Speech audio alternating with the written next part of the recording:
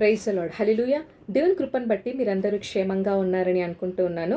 ఈ సమయంలో దేవుడు యూదులకు అనుగ్రహించిన 7 ప్రాముఖ్యమైన పండగలలో ఒక పండగ అయిన శృంగధ్వని దినం గురించి కొన్ని విషయాలు నేను మీ ముందుంచాలని ఆశపడుతూ ఉన్నాను. దీని గురించి లేఖనం ఇలా రాయబడి ఉంటుంది. లేవియకాండం 23వ అధ్యాయం 23 నుండి 25 వచనాలు మనం గమనించినట్లయితే, 7వ నెలలో మొదటి దినం మీకు విశ్రాంతి దినం. అందులో జ్ఞాపకార్థ శృంగధ్వని వినినప్పుడు మీరు పరిశుద్ధ సంఘముగా కూడవలెను. ఈ శృంగధ్వని దినాన్ని హీబ్రూలో ఏమంటారు అంటే రోష్ హషానా అని అంటారండి. ఈ రోష్ హషానాని మరి యూదులు న్యూ ఇయర్గా సెలబ్రేట్ చేసుకోవడం జరుగుతుంది. యాక్చువల్లీ దేవుడు ఎందుకు ఇజ్రాయేలీలకి ఈ యొక్క పండుగలు అనుగ్రహించాడు అంటే, ఇదే లేవ్యకాండం 23వ అధ్యాయం 2-3 వచనాలలో ఇలా రాయబడి ఉంటుంది.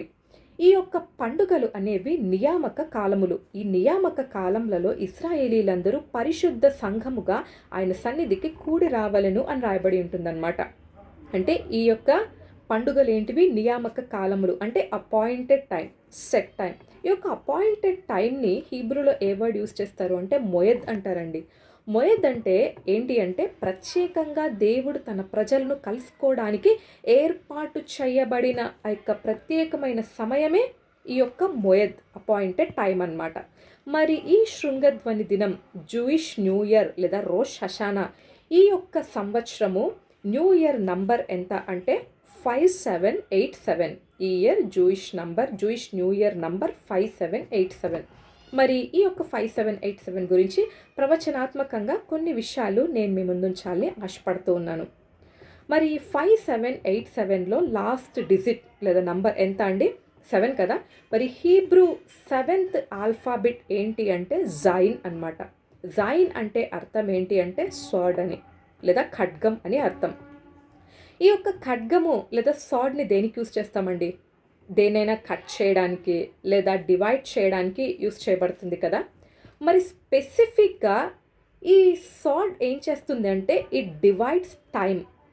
అంటే దీన్ని మనం అర్థం చేసుకునేటట్లయితే, ఒక వారానికి ఎన్ని రోజులు ఉంటాయి? 1 వీక్ అంటే 7 days కదా.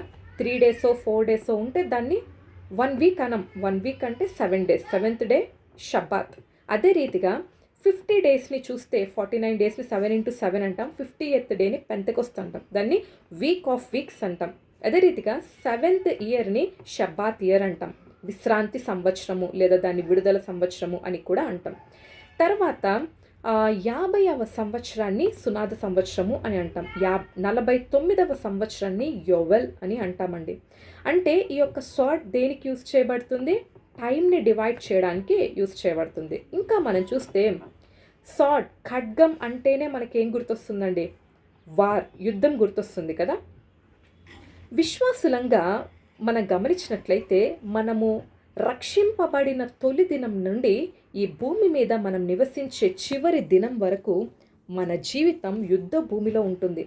అంటే మనం ఆత్మీయ పోరాటం చేస్తూనే ఉంటాం. ఈ భూమి మీద మనమున్న చివరి దినం వరకు మనం ఆత్మీయ పోరాటంలో ఉంటాం, ప్రతి దినం, ప్రతి క్షణం. అయితే మన పోరాటం అనేది అందరికీ కనిపించే ఒక ఫిజికల్ పోరాటం కాదు, కానీ ఇది స్పిరిచువల్ వార్. మన పోరాటం ఎవరితో అంటే ఎఫెసీ పత్రికలో రాయబడి ఉంటుంది. ఎఫెసీ పత్రిక 6వ అధ్యాయం 12వ వచనంలో ఇలా ఉంటుంది. ఏలైనగా మనం పోరాడునది శరీరులతో కాదు, కానీ ప్రధానులతోనూ అధికారులతోనూ ప్రస్తుత అంధకార సంబంధులకు లోకనాథులతోనూ ఆకాశ మండలమందున్న దురాత్మల సమూహములతోనూ పోరాడుచున్నాం. మన పోరాటం ఎవరితో అండి? శరీరులతో కాదు, కానీ దురాత్మల సమూహములతో మనం పోరాడుచున్నాం. అంటే మనం పోరాడడానికి వెళ్ళేటప్పుడు మన యొక్క యుద్ధోపకరణములు కూడా ఏంటివి? అవి కూడా శరీర సంబంధమైనవి కాదు. అందరికీ బయటికి కనిపించే ఏ డాలో, ఖడ్గము, ఏ బల్లెమో, ఈటెనో ఇట్లాంటివి పట్టుకొని ఫిజికల్గా మనం వార్ చేయడానికి వెళ్ళం. కానీ పౌలు భక్తుడు రాస్తాడు 2 కొరింథీ పత్రిక 10వ అధ్యాయం 4వ వచనంలో, మా యుద్ధోపకరణములు శరీర సంబంధమైనవి కావు, కానీ దేవుని ఎదుట దుర్గములను పడద్రోయించాలంత బలము కలవై ఉన్నవి అని రాస్తాడు. హల్లెలూయా. ఈ సమయంలో మరి బైబిల్లో రాయబడిన ఒక యుద్ధం, ఇజ్రాయేలీలకు మిద్యానీయులకు మధ్యలో యుద్ధం జరుగుతుంది గిద్యోను నాయకత్వంలో. న్యాయాధిపతుల గ్రంథం 7వ అధ్యాయంలో ఈ యొక్క యుద్ధం గురించి రాయబడి ఉంటుందండి. మిద్యానీయులు చూస్తే యుద్ధానికి 135,000 మంది వచ్చి కూడి ఉన్నారు. ఇజ్రాయేలీలలో యుద్ధానికి వెళ్ళడానికి దేవుడు ఎంతమందిని ఏర్పరచుకున్నాడు అంటే డిఫరెంట్ టెస్ట్స్ పెట్టి కేవలం 300 మందిని మాత్రమే ఎన్నుకున్నాడు. అది కూడా దేవుడు ఏమంటాడు అంటే యుద్ధానికి వెళ్ళేటప్పుడు వాళ్ళే ఖడ్గమో డాలునో లేదా ఏ ఈటనో బల్లెంనో తీసుకొని వెళ్ళమని చెప్పలేదు. దేవుడు వాళ్ళకి ఇచ్చిన ఇన్స్ట్రక్షన్ ఏంటి అంటే ఒక చేతిలో బూర పట్టుకోవాలి, బూర ఊదాలి, ఇంకొక చేతిలో ఏంటి అంటే ఒక కుండను తీసుకొని ఆ కుండలో ఒక దివిటీను పెట్టి వాళ్ళు యుద్ధానికి వెళ్ళాలి అని దేవుడిచ్చిన ఆజ్ఞ అన్నమాట. చూడండి, ఈ రీతిగా ఎవరైనా యుద్ధానికి వెళ్తారా? ఎవరు వెళ్ళరు కదా. కానీ దేవుని యొక్క ఆలోచనలు లేదా దేవుడు ఇచ్చే వార్ స్ట్రాటజీస్ అనేది చాలా డిఫరెంట్గా ఉంటాయి. దావీదు ఫిలిష్తీయుడైన గొల్యాదుతో యుద్ధం చేయడానికి వెళ్తాడు. యుద్ధం యెహోవాదే అని వడిసెలలో ఒక రాయిని మాత్రమే తీసుకొని ఆ ఒక్క రాయితో అంటే 5 రాళ్ళు తీసుకొని అందులో ఒక్క రాయిని మాత్రమే ఉపయోగించి యుద్ధంలో గెలుపొందినట్లుగా మనం చూస్తాము. తర్వాత యెరికో పట్టణాన్ని స్వాధీనం చేసుకోవడానికి వెళ్ళినప్పుడు దేవుడు యెహోషువతో అంటాడు, 6 దినములు ప్రతిదినం ఒక్కొక్కసారి యెరికో పట్టణం చుట్టూ తిరగాలి. 7వ దినం మాత్రం కేకలు వేస్తూ బూరులు ఊదుతూ ఆర్భటిస్తూ 7 దినములు యెరికో పట్టణం చుట్టూ తిరిగితే ఆ యొక్క యెరికో గోడలు కూలిపోతాయి అని దేవుడు అంటాడు. తర్వాత ఇశ్రాయేలీలకి అమాలేకీయులకి యుద్ధం జరిగినప్పుడు దేవుడు మోషేతో అంటాడు, మోషే 2 చేతులు ఆకాశం వైపు ఎత్తి నిలబడినప్పుడు దేవుడు ఇశ్రాయేలీలకు జయం అనుగ్రహించాడు. దావీదుతో దేవుడు అంటాడు, ఇదిగో కంబలి చెట్ల యొక్క శబ్దం మీరు విన్నప్పుడు దేవుడు మీ పక్షాన యుద్ధంకు బయలుదేరినాడు అనడానికి ఒక సూచన అని. ఇక్కడ మనం చదువుకున్న న్యాయాధిపతుల గ్రంథం 7వ అధ్యాయంలో గిద్యోను నాయకత్వంలో వెళ్తున్న యుద్ధంలో దేవుడు అంటాడు, కేవలం బూర తీసుకోండి, కుండలో ఒక దివిటి పెట్టి యుద్ధానికి వెళ్ళి ఏం చేయాలి అంటే కుండను పగలగొట్టండి అని దేవుడు అంటాడు. కుండను పగలగొట్టి బూర ఊది తర్వాత ఏమని కేకలు వేయాలి ప్రజలు అంటే యెహోవా ఖడ్గము గిద్యోను ఖడ్గము అని ప్రజలు కేకలు వేస్తూ ఉండగా దేవుడు శత్రువులను అప్పగించినట్లుగా మనం చూస్తాం. నిజంగా దేవుని వార్ స్ట్రాటజీస్ చాలా డిఫరెంట్ అండి, మనం అర్థం చేసుకోలేం. కానీ మనకు జయం అనుగ్రహించబడాలి అంటే మనం చేయాల్సిన ఒకే ఒక పని దేవునికి విధేయత చూపించడం. దేవుడు ఏం చెప్పాడో ఆ దేవుడు చెప్పిన మాటకు విధేయత చూపించి దేవుడు చెప్పిన మాటను నమ్మి మనం ముందుకు వెళ్ళినట్లయితే ఆ యుద్ధంలో ఖచ్చితంగా విజయం పొందుకోగలం. ఈ యొక్క గిద్యోను విషయంలో మనం చూసినట్లయితే ఆ కుండ వాళ్ళు తీసుకొని వెళ్ళారు కదా. కుండ దేనికి సాదృశ్యం అంటే కుండ మట్టితో చేయబడింది కదా. కుండ మన జీవితానికి సాదృశ్యం. మరి అందులో ఉంచబడిన దివిటి దేనికి సాదృశ్యం అంటే లేఖనంలో ఇలా రాయబడి ఉంటుంది. కొరింథీయులకు రాసిన 2వ పత్రిక 4వ అధ్యాయం 5-7 వచనాలలో ఈ యొక్క మంటి ఘటంలలో దేవుడు తన మహిమైశ్వర్యాన్ని ఉంచాడు అని. అంటే ఆ యొక్క దివిటి దేనికి సాదృశ్యము అంటే కుండలో పెట్టబడిన ఆ దివిటి మనలో దేవుడు ఉంచిన ఆయన యొక్క మహిమకు సాదృశ్యం. మరి వాళ్ళు ఏమని కేకలు వేశారు? యెహోవా ఖడ్గము గిద్యోను ఖడ్గం కదా. యెహోవా ఖడ్గం అంటే దేనికి సాదృశ్యం అండి? ఎఫెసీ పత్రిక 6వ అధ్యాయంలో ఉంటుంది కదా, దేవుని వాక్యం అనే ఆత్మ ఖడ్గానికి సాదృశ్యం. ఇప్పుడు మనం మొత్తం చూస్తే కుండ పగలగొట్టాలి అంటే మన జీవితం పగలగొట్టబడాలి. దేవుడు అనేక మార్లు విశ్వాసులమైన మనలకు దేవుని చిత్త ప్రకారం నడవాలి అని ఆశపడుతూ ఆయన చిత్తానికి విధేయత చూపి ఆత్మీయ పోరాటంలో వెళ్తున్న మనకు అనేక మార్లు దేవుడు కొన్ని శ్రమలు, కొన్ని శోధనలు, కొన్ని నిందలు, కొన్ని అవమానాల గుండా మనము నడిపించబడుతూ ఉంటాం. ఇవన్నీ ఎందుకు అంటే కుండ పగలగొట్టబడాలి, మన జీవితము పగలగొట్టబడాలి. మన జీవితము విరగ్గొట్టబడినప్పుడు మాత్రమే మనలో దేవుడు ఉంచిన ఆ యొక్క వెలుగు, దేవుడు మనలో ఉంచిన ఆయన యొక్క మహిమ, ఆ యొక్క ప్రకాశం అనేది బయటకు కనిపిస్తూ ఉంది. కుండ పగలగొట్టబడనంత వరకు దివిటి లోపల ఆ దివిటి అదే రీతిగా ఉంటుంది. కానీ ఎప్పుడైతే అది పగలగొట్టబడితేనే ఆ దివిటి బయటికి ప్రజ్వరిల్లుతుందండి. అది ఎప్పుడైతే బయటికి ప్రకాశిస్తుందో చీకటి అయ్యున్న ఈ యొక్క లోకంలో ఆయన యొక్క వెలుగు ప్రకాశం ఈ యొక్క చీకటిని పారదోలుతుంది. హల్లెలూయా. అదే రీతిగా ఎప్పుడైతే మనము దేవుని యొక్క వాక్యం అనే ఆత్మ ఖడ్గమును పట్టుకొని మనం యుద్ధానికి బయలుదేరతామో, దేవుని వాక్యం మనం డిక్లేర్ చేస్తూ ఉంటాడుగా మన జీవితం పగలగొట్టబడి మనలో ఉన్న వెలుగు బయటికి ప్రకాశిస్తూ ఉన్నప్పుడు మన నోటితో ఎప్పుడైతే మనం దేవుని యొక్క వాక్యంను పలుకుతామో, దేవుని వాక్యంను విడుదల చేసినప్పుడు మనం యుద్ధంలో విజయం పొందుకొనగలం. హల్లెలూయా. ఈ యొక్క డికేడ్ ఏంటి అంటే ఇది 87 ఇయర్ కదా. 87ని 80+7 అని రాస్తాం. 80ని సూచించే హీబ్రూ లెటర్ ఏంటి అంటే పే అండి. పే అంటే మౌత్. అంటే నోటితో ఈ యొక్క సంవత్సరంలో ఈ డికేడ్ అంతా మనం నోటితో ఎప్పుడైతే మనం దేవుని యొక్క వాక్యాన్ని ప్రకటిస్తామో, దేవుని యొక్క మాటని మనం విడుదల చేస్తామో, ఖచ్చితంగా మనం యుద్ధంలో విజయం అనేది మనం పొందుకుంటాం. హల్లెలూయా! రెండవ దినవృత్తాంతముల గ్రంథం 20వ అధ్యాయంలో మరి ఒక యుద్ధం గురించి రాయబడి ఉంటుంది. యెహోషాపాతు రాజు మీదికి ముగ్గురు శత్రు రాజ్యాలు యుద్ధానికి వస్తాయి. ఎవరెవరు అంటే అమ్మోనీయులు, మెయోనీయులు, మోయాబీయులు. ఈ 3 శత్రు రాజ్యాలు యెహోషాపాతు రాజు మీదికి యుద్ధానికి వస్తారండి.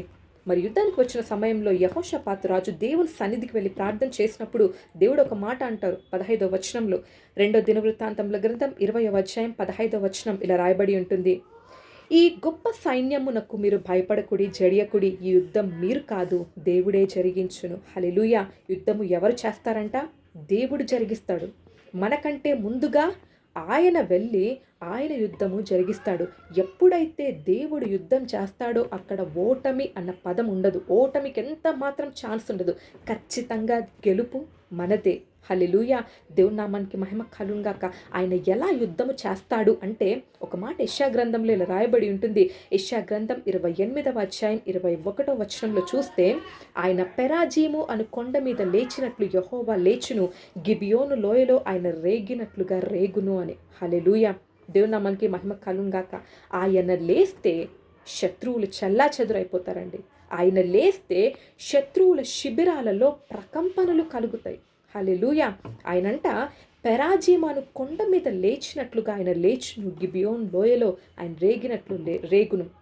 ఈ యొక్క గెరాజీమన్ ప్లేస్లో, ఈ యొక్క గిబియోను లోయ ఈ యొక్క ప్లేస్లో, తర్వాత గిద్యోన్ చేసిన యుద్ధంలో ఈ మూడిట్లో మనం చూస్తే దేవుడు ఎట్టి రీతిగా శత్రువుల శిబిరాలలో ప్రకంపనలు కలిగించాడు అంటే, శత్రువులలో ఎటువంటి కన్ఫ్యూజన్ పుట్టించబడింది అంటే, శత్రువులంట వాళ్ళు ఎవరో, ఎదుటి ఉన్న శత్రువులు ఎవరో ఐడెంటిఫై చేసుకోలేక ఒకరినొకరు వాళ్ళే చంపుకున్నారంట.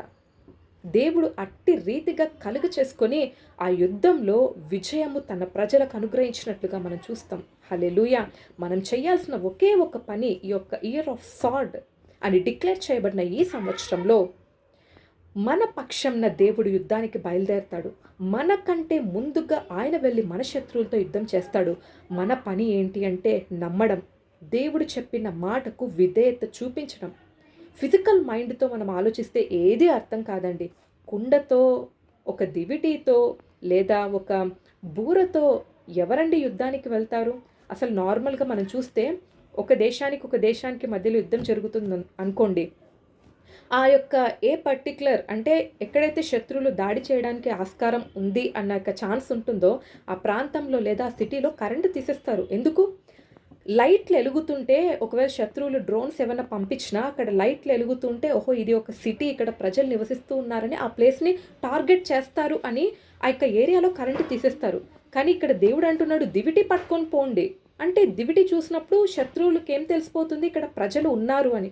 సో ఇలా చూస్తే అసలు దేవుడిచ్చే ఆలోచనలు మన ఫిజికల్ మైండ్తో ఆలోచిస్తే ఏవి అర్థం కావు.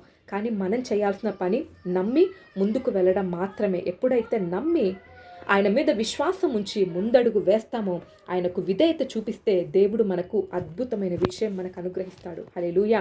ఈ సంవత్సరంలో ఆయన మీకంటే ముందుగా వెళ్ళి మీ పక్షంన యుద్ధము చేసి విజయం అనుగ్రహించబోతున్నాడు. కాబట్టి ఇది ఇయర్ ఆఫ్ విక్టరీ అని కూడా డిక్లేర్ చేయబడింది. ఇంకా మనం చూస్తే ఈ యొక్క వార్ అనే వర్డ్ని హీబ్రూలో ఏమంటారు అంటే మిల్కామా అని అంటారండి. వార్ని హీబ్రూలో మిల్కామా అని అంటారు. ఇదే వర్డ్లో లెఖెం అన్న వర్డ్ ఉంటుంది. లెఖెం అంటే అర్థం ఏంటి అంటే ఫుడ్ అని అర్థం. అంటే దేవుని యొక్క వాక్యము అది ఒక ఖడ్గం కదా, హీబ్రూ పత్రికలో ఉంటుంది. అది 2 అంచులు గల వాడి అయిన ఖడ్గము అని రాయబడి ఉంటుంది. అంటే ఈ యొక్క ఖడ్గముతో కేవలం యుద్ధం చేయడం మాత్రమే కాదు. భక్తుడు అంటాడు, నీ యొక్క వాక్యం నన్ను బ్రతికిస్తూ ఉంది అని 119వ కీర్తనలో 25వ వచనంలో రాయబడి ఉంటుంది. మత్తయి సువార్త 4వ అధ్యాయం 4వ వచనంలో ఏమని ఉంటుందంటే, మనుషుడు రొట్టె వల్ల మాత్రం కాదు కానీ దేవుని నోట నుండి వచ్చు ప్రతి మాట వల్ల మనిషి జీవిస్తాడు అని. అంటే ఈ యొక్క వాక్యం ఒక ఖడ్గముగా శత్రువులతో యుద్ధం చేయడానికి మాత్రమే కాదు ఉపయోగించేది, ఈ వాక్యం ద్వారా మనం బ్రతకగలమండి. ఇదే కీర్తనకారుడు 119 కీర్తన 103 వచనంలో ఇలా రాస్తాడు, నీ వాక్యం నా జిహ్వకు ఎంతో మధురములు, అవి నా నోటికి తేనె కంటే తీపిగా ఉన్నవి అని. హల్లెలూయా. అదే 63 కీర్తన 4-5 వచనాల్లో రాస్తాడు, రాత్రి జాములయందు నిన్ను ధ్యానించినప్పుడు క్రొవ్వు మెదడు దొరికినట్లుగా నాకు నా ప్రాణం తృప్తిపరచబడుచున్నది అని రాస్తాడు. హల్లెలూయా. దేవుని నామానికి మహిమ కలుగును గాక. అంటే దేవుని వాక్యము ఒక స్వార్డ్‌గా, ఖడ్గంగా యుద్ధం చేయడానికి మాత్రమే కాదు కానీ, అది మనకు బలమిచ్చే ఒక ఆహారం. అంత మాత్రమే కాదు కానీ, ఈ యొక్క 5787 ఈ ఇయర్ ఇంకేమని డిక్లేర్ చేయబడింది అంటే, ఇది ఇయర్ ఆఫ్ రీపింగ్. అంటే మనం పంట కోసుకొను సంవత్సరముగా ఇది డిక్లేర్ చేయబడిందనమాట. హీబ్రూలో ఒక వర్డ్ ఉంటుంది, ఏంటి అంటే జరా అనే వర్డ్. ఈ యొక్క వర్డ్కి అర్థం ఏంటి అంటే సీడ్, విత్తనం అనే అర్థం అండి. ఈ యొక్క వర్డ్ దేంతో స్టార్ట్ అవుతుంది? జరా అనే వర్డ్ జాయిన్ అనే లెటర్తో స్టార్ట్ అవుతుందన్నమాట. జరా అంటే సీడ్, అది దేంతో స్టార్ట్ అవుతుంది? జాయిన్ అనే లెటర్తో స్టార్ట్ అవుతుంది. ప్రసంగి గ్రంథం 3వ అధ్యాయంలో 1 నుండి 4-5 వచనాలు మనం చూస్తే, ప్రతిదానికి ఒక సమయం కలదు. నాటుటకు ఒక సమయం కలదు, విత్తుటకు ఒక సమయం కలదు, పంటను కోసుకోవడానికి సమయం కలదు, పంటను కూర్చుకోవడానికి సమయం కలదు. ప్రతిదానికి దేవుడు ఒక సమయం ఏర్పాటు చేశాడు. సో ప్రాముఖ్యంగా ఈ 5786 వరకు, ఈ 6 సంవత్సరాలు మీరు ఎన్నో పరిచర్యలలో దేవుని సేవకు ఎంతగానో ధారాళంగా మీరు గుప్పిలు విప్పి ఉన్నారేమో. దేవుని పరిచర్యకు ఎంతగానో మీరు విత్తనములు విత్తి ఉన్నారేమో. దేవుడు అంటాడు కదా, మీరు ఇచ్చి నన్ను శోధించండి అంటాడు. ఆ రీతిగా మీరు ఎంతో ఉత్సాహంగా ఇచ్చి, ఎందుకంటే ఉత్సాహంగా ఇచ్చువారిని దేవుడు ఎంతో ప్రేమిస్తాడు అని కూడా లేఖనం ఉంది. ప్రేమించే వారిని ఆస్తికర్తలుగా చేస్తాడు అని లేఖనం రాయబడి ఉంటుంది. ఆ యొక్క వాక్యాలను బట్టి మీరు ఎంతగానో ఆయన యొక్క పరిచర్యలో మీరు ఇప్పటి వరకు విత్తి ఉన్నారేమో 6 సంవత్సరాలు. మీరు దేవుడు నేను విత్తిన దాన్ని బట్టి నన్ను ఆశీర్వదిస్తాడు, నాకు తిరిగి అనుగ్రహిస్తాడు అని ఒక ఎదురు చూపుతో ఉన్నారేమో. దేవుడు ఈ సంవత్సరం మీతో మాట్లాడుతున్న మాట 126వ కీర్తన 6వ వచనంలో ఇలా రాయబడి ఉంటుంది, పిడికెడు విత్తనములు చేత పట్టుకొని ఏడ్చుచూ పోవు విత్తువాడు సంతోష గానం చేత పనులు మోసుకొని వచ్చును అని. హల్లెలూయా. 6 సంవత్సరాలు కన్నీటితో మీరు విత్తారేమో. మీ దగ్గర ఉన్న దాంట్లో ఎంత అయితే ఆ యొక్క పేద విధవరాలు తన దగ్గర ఉన్న 2 కాసులు కూడా దేవునికి ఇచ్చేసింది కదండి. అట్టి రీతిగా మీ దగ్గర ఉన్నదంతా దేవునికి ఇవ్వాలి, ఆయన పరిచర్యకి ఇవ్వాలి అని ధారాళంగా మీరు ఇచ్చారేమో. ఆయన నుండి ఎదురు చూస్తున్నారేమో, ఇంకెప్పుడు దేవుడు నన్ను ఆశీర్వదిస్తాడు, ఒక ఫైనాన్షియల్ బ్లెస్సింగ్ నేను ఎప్పుడు, ఒక ఫైనాన్షియల్ బ్రేక్ త్రూ నేను పొందుకోవాలని ఎదురు చూస్తున్నారేమో. ఈ సంవత్సరము, ఈ 7వ సంవత్సరము దేవుడు ఆ బ్రేక్ త్రూ మీకు అనుగ్రహించబోతున్నాడు. హల్లెలూయా. దేవుని నామానికి మహిమ కలుగును గాక. చూడండి, 1 రాజుల గ్రంథం 17వ అధ్యాయంలో ఏలియా సారెపతు విధవరాల దగ్గరికి వెళ్తాడు. ఆమె దగ్గర కొద్దిగా పిండి, కొద్దిగా నూనె ఉంది. ఆమె అంట దాంతో తను తన కుమారుడికి అప్పములు చేసుకొని తిని ఇంకా మరణించడమే ఇంకా వాళ్ళకున్న ఆ యొక్క లాస్ట్ ఛాన్స్. ఆ టైంలో ఏలియా ప్రవక్త వెళ్ళి, అమ్మ నీ దగ్గర ఉన్న కొంచెం పిండిలో మొదటిది ఒక చిన్న అప్పం చేసి నా దగ్గరకు తీసుకొని రమ్మని చెప్పినప్పుడు, ప్రవక్త యొక్క మాటకు విధేయత చూపించి ఆమె ఒక అప్పం చేసుకొని వచ్చి ప్రవక్తకి ఇవ్వడం జరుగుతుందండి. ఆ తర్వాత రాయబడిన మాట ఏంటి అంటే, ఆ కరువు కాలం అంతా అంట తొట్టిలో ఉన్న పిండి తక్కువ కాలేదు, బుడ్డిలో ఉన్న నూనె అయిపోలేదు. హల్లెలూయా. ఎంత గొప్ప కార్యం, ఎంతగా దేవుడు అక్కడ ఒక అద్భుతం చేస్తాడండి. సో ఇన్ని సంవత్సరాలుగా మీరు ఏదైతే ఒక ఫైనాన్షియల్ బ్లెస్సింగ్ కోసం ఎదురు చూస్తూ ఉన్నారో, ఈ సంవత్సరము మీరు విత్తిన దానంతటికి మీరు కోసుకొనబోతున్నారు. ఇది ఇయర్ ఆఫ్ రీపింగ్. హల్లెలూయా. దేవుని నామానికి మహిమ కలుగును గాక. ఇంకొక విషయం మనం చూస్తే, మరి ఇది 5787 అంటే లాస్ట్ ఇయర్ 5786 కదా. 5786 అంటే 6th హీబ్రూ ఆల్ఫాబెట్ వచ్చేసి వావ్. వావ్ అంటే నెయిల్ అని అర్థం, ఒక కనెక్షన్ అని అర్థం అనమాట. 6 అనే నంబర్ ఒక మనిషిని రిప్రజెంట్ చేస్తుంది. అంటే వావ్ దేన్ని సూచిస్తుంది ఓవరాల్గా అంటే, యేసయ్య కల్వరి సిల్వలో చేతుల్లో ఆయనకి మేకులు కొట్టారు కదండి. అంటే వావ్ అనే లెటర్ సిలువధారి అయిన, అంటే మేకులతో సిలువపై వేలాడిన యేసయ్యకి సూచన అయితే, ఈ జాయిన్ దేనికి సూచిస్తుంది అంటే, ఈ జాయిన్ని ఎలా రాస్తారు అంటే, ఆహ్, వావ్ అనే లెటర్ పైన ఒక క్రౌన్ ఉంటుందండి. వావ్ అనే లెటర్ పైన క్రౌన్ ఉంటుంది. అది జైన్ అన్నమాట. అంటే ఈ జైన్ అంటే క్రౌన్డ్ మ్యాన్ అని అర్థం. అంటే వావ్ అంటే సిలువ వేయబడిన యేసుక్రీస్తును సూచిస్తే, ఈ జాయిన్ అనే లెటర్ కిరీటంను ధరించుకొని సింహాసనాసీనుడైన యేసయ్యకు సూచన. హల్లెలూయా! దేవుని నామానికి మహిమ కలుగును గాక. మరి ఈ యొక్క 7 యొక్క ఇంపార్టెన్స్ మనం గమనించినట్లయితే, దేవుడు సృష్టిని 6 దినములలో కంప్లీట్ చేసి 7వ దినంన ఆయన విశ్రమిస్తాడు కదా! ఆయన విశ్రాంతి తీసుకుంటాడు. అంటే 7 అనేది డివైన్ రెస్ట్‌కు సాదృశ్యం. తర్వాత మనం చూస్తే ఇంకా యెరికో పట్టణం చుట్టూ 7 మార్లు తిరిగినప్పుడు ఆ యొక్క యెరికో కోట గోడలు కూలిపోయి ఇజ్రాయేలీలు ఆ పట్టణాన్ని స్వాధీనం చేసుకుంటారు. తర్వాత 7 మారులు కుష్ఠరోగముతో ఉన్న నయమాను యోర్దాను నదిలోనికి వెళ్ళి 7 మార్లు మునిగితే ఆ యొక్క కుష్ఠరోగం పోయి శుద్ధుడు అయినట్లుగా మనం చూస్తాము. అంటే ఈ 2 సందర్భాలలో ఒక మనిషి యొక్క ఎబిలిటీతో జరిగేది కాదు ఇవి. దేవుడు ఇన్వాల్వ్ అయ్యి నయమానుకి ఆ యొక్క హీలింగ్ ఇచ్చాడు. తర్వాత యెరికో గోడల్ని కూల్చి తన ప్రజలకు ఆ యొక్క పట్టణంను పట్టుకోవడానికి, స్వాధీనపరచుకోవడానికి దేవుడు సహాయం చేశాడు. అంటే ఏవైతే మనిషి తన సొంత ఎబిలిటీతో, తన సొంత సామర్థ్యంతో చేయలేకపోయాడో అది దైవిక శక్తి ద్వారా సూపర్ న్యాచురల్గా జరుగుతాయి అనడానికి ఈ 7 అనేది సాదృశ్యం అన్నమాట. ఇంకా మనం చూస్తే ప్రకటన గ్రంథంలో 7 అనేవి చాలా ఉంటాయి కదండి. అందులో 7 పాత్రలు అని, 7 ముద్రలు అని, 7 బూరలు అని ప్రాముఖ్యంగా మనం ఆ యొక్క విషయాలు చూస్తాం. అంటే ఆ 7 పాత్రలు, 7 బూరలు, 7 ముద్రలు దేనికి సాదృశ్యం అంటే జడ్జ్మెంట్కి సాదృశ్యం. అంటే నెంబర్ 7 అనేది జడ్జ్మెంట్కి సాదృశ్యం అన్నమాట. ఇంకా మనం చూసినట్లయితే యెషయా గ్రంథం 11వ అధ్యాయం 2వ వచనంలో దేవుని 7 ఆత్మల గురించి చూస్తాం. యెహోవా ఆత్మ, జ్ఞాన వివేకములకు ఆధారముగా ఆత్మ, ఆలోచన బలములకు ఆధారముగా ఆత్మ, యెహోవా యెడల భయభక్తులు పుట్టించు ఆత్మ అతని మీద నిలుచును అని. అంటే దేవుని 7 ఆత్మలకు ఈ 7 అనేది సాదృశ్యం అన్నమాట. తర్వాత శిష్యులు ఒకానొక దినం యేసయ్య దగ్గరకు వచ్చి అడుగుతారు, ప్రభువా మేము ఎన్ని మార్లు క్షమించాలి అని. అప్పుడు దేవుడు అంటాడు, 7 మార్లు మట్టుకు కాదు కానీ 70 ఏళ్ళ మార్ల మట్టుకు అంటారు. అంటే 7 అనేది కంప్లీట్ ఫర్గివ్నెస్కి సాదృశ్యం అండి.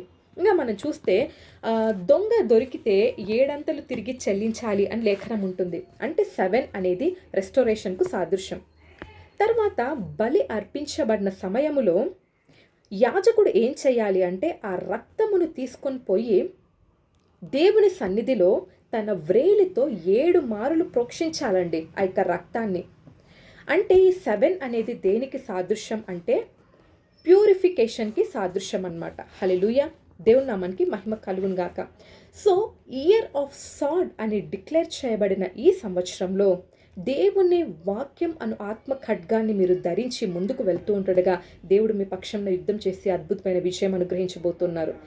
ఇయర్ ఆఫ్ విక్టరీ అని డిక్లేర్ చేయబడిన ఈ యొక్క సంవత్సరంలో ఒక మాట ఇలా రాయబడి ఉంటుంది. రోమా పత్రిక 8వ అధ్యాయం 37వ వచనంలో, మనల్ని ప్రేమించిన వాని ద్వారా మనం అన్నిటిలో అత్యధిక విజయం పొంది ఉన్నాము అని రాయబడి ఉంటుంది. అంటే ఆల్రెడీ దేవుడు మనకు విజయం అనుగ్రహించేశాడు.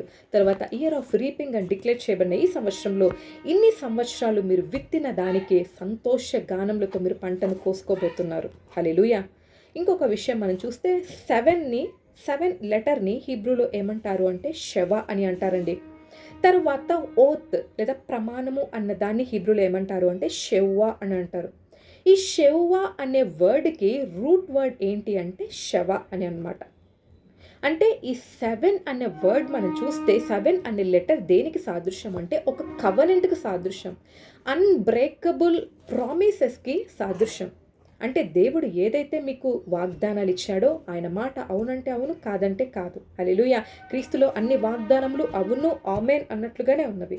ఆయన ఇచ్చిన వాగ్దానములన్నీ దేవుడు అన్బ్రేకబుల్ ప్రామిసెస్ ఇప్పటి వరకు మీకు ఏదైతే ఇచ్చాడో వాటి యొక్క నెరవేర్పు, మేనిఫెస్టేషన్ మీరు చూడబోతున్నారు. హల్లెలూయా! దేవుని నామానికి మహిమ కలుగును గాక. కాబట్టి ఈ సంవత్సరంలో దేవుడు మీకు డివైన్ రెస్ట్, మీకు విశ్రాంతి అనుగ్రహించబోతున్నారు. ఆయన మిమ్మల్ని శుద్ధీకరించబోతున్నారు. సంపూర్ణమైన క్షమాపణ ఆయన సన్నిధిలో మనం పొందుకోబోతున్నాం. ఏవైతే ఇప్పటివరకు మీ సొంత సామర్థ్యం ద్వారా జరగలేదో అవన్నీ ఆయన యొక్క సూపర్ న్యాచురల్, ఆయన యొక్క శక్తి ద్వారా మీరు పొందుకోబోతున్నారు. హల్లెలూయా! దేవుని నామానికి మహిమ కలుగును గాక. చాలామందికి ఒక డౌట్ ఉంటుంది. అసలు ఈ రోష్ హషానా, యూదుల పండగ ఏంటివి? మనము క్రైస్తవులం కదా, మనకు వీటికి ఏం సంబంధము అని, ఎందుకు మనం ఆచరించాలి, వీటి గురించి ఎందుకు తెలుసుకోవాలి అని. చూడండి, ఒక మాట నేను ముందుంచుతాను. యేసయ్య కల్వరి సిలువలో మరణించారు కదా, అది ఏ సమయం అండి? పస్కా పండుగ సమయంలో యేసయ్య కల్వరి సిలువలో మరణించడం జరిగింది. తరువాత అపోస్తుల కార్యములు 2వ అధ్యాయంలో దేవుడు అంటాడు, పైనుండి మీరు శక్తి పొందుకునేంత వరకు యెరూషలేములో నిలిచి ఉండండి అని. 120 మంది మేడగది మీద నిలిచి ఉన్నప్పుడు, వాళ్ళు దేవుని సన్నిధిలో 10 దినములు గడిపినప్పుడు, వాళ్ళందరూ 120 మంది దేవుని శక్తి చేత నింపబడినారు. అదే సంఘం యొక్క ఆవిర్భావం అని మనం చెప్తాము. పరిశుద్ధాత్మ దేవుడు సంఘం మీదకి దిగివచ్చిన ఆ దినం, అది ఏ దినం అండి? పెంతెకొస్తు పండుగ దినం. అది కూడా మరి దేవుడు యూదులకు అనుగ్రహించిన 7 పండగలలో అది ఒక పండుగ. హల్లెలూయా! మరి ఈ యొక్క రోష్ హషానా, ఈ శృంగధ్వని దినం దేనికి సాదృశ్యము అంటే, దేవుని యొక్క రహస్య రాకడకు సాదృశ్యం అండి. ఈ యొక్క పండగల్లో ప్రాముఖ్యంగా యూదులు ఈ యొక్క 7 దినములు ఏం చేస్తారు అంటే, ప్రతిదినం బూర ఊదుతారండి. ఈ బూర ఊదడము అనేది దేనికి సాదృశ్యము అంటే, ఒక దినాన యేసయ్య మధ్యాకాశంలోనికి వచ్చి కడబూర మ్రోగించినప్పుడు మన మట్టి శరీరాలు మహిమను పొందుకొని మనము మధ్యాకాశానికి వెళ్ళి దేవునితో 7 ఏండ్లు విందులో మనం పాల్గొంటామే, దానికి ఈ యొక్క పండుగ సాదృశ్యం. ఈ పండుగలలో ప్రాముఖ్యంగా బూరలు ఊదుతారు. ఆ బూర ఒక దినాన మనం వినబోయే లేదా మన కోసం మ్రోగబోయే కడవరి బూర. ఆ బూర మ్రోగినప్పుడు మనము దేవుని మధ్యాకాశంలో కలుసుకుంటాము అనడానికి సాదృశ్యం అండి. మరి మనము దేవుణ్ణి కలుసుకోవడానికి ఎంత మాత్రం సిద్ధపడి ఉన్నాము, మనం ఎంతవరకు సిద్ధపాటు కలిగి ఉన్నామో, ఈ పండుగ టైంలో మనం పరీక్షించుకుందాం. పండుగ చేసుకుంటామా లేదా అనేది ఎవరిష్టం వాళ్ళది. కానీ ఈ పండుగ మనకు ఒక హెచ్చరిక. ఈ యొక్క నియామక కాలం, ఈ అపాయింటెడ్ టైం దేన్ని సూచిస్తుంది అంటే, మనల్ని మనం పరీక్షించుకోవాలి, ఎంతవరకు దేవుణ్ణి కలుసుకోవడానికి మనం సిద్ధపడి ఉన్నాము అని మనల్ని మనం పరీక్షించుకొని ఈ యొక్క పండుగ సమయంలో దేవుణ్ణి కలుసుకోవడానికి మనం సిద్ధపడతామండి. హల్లెలూయా! దేవుని నామానికి మహిమ కలుగును గాక. ఈ 5787 ఈ నూతన సంవత్సరం మీ జీవితంలో దేవుడు తానే మీకంటే ముందుగా వెళ్ళి యుద్ధములు జరిగించును గాక. హల్లెలూయా! ఆయన మీకంటే ముందుగా వెళ్ళి ఇత్తడి గడియలు, ఇనుప గడియలు ఆయన పగలగొట్టి, ఆయన మార్గము లేని చోట మీ కొరకు మార్గం ఏర్పరచునుగాక.